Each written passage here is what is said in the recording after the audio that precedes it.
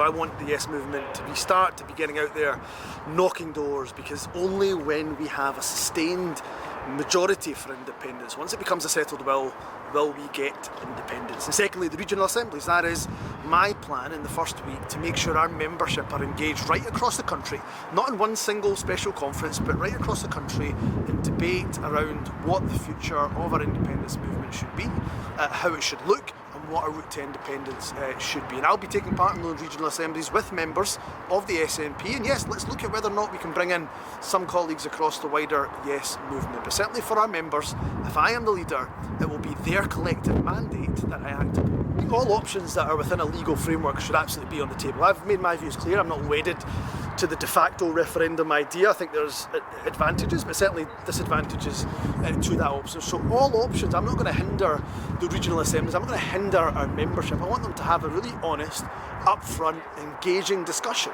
And remember, it is our members who are the custodian of our party. It's not the leader.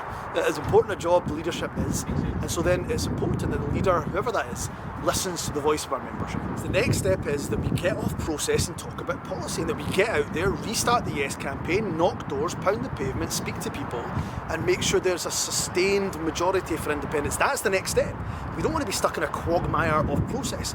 Once independence becomes sustained majority, the political inevitability will mean that we will get our independence. There's a number of papers I know in government we've been working on. They're not far off from being ready.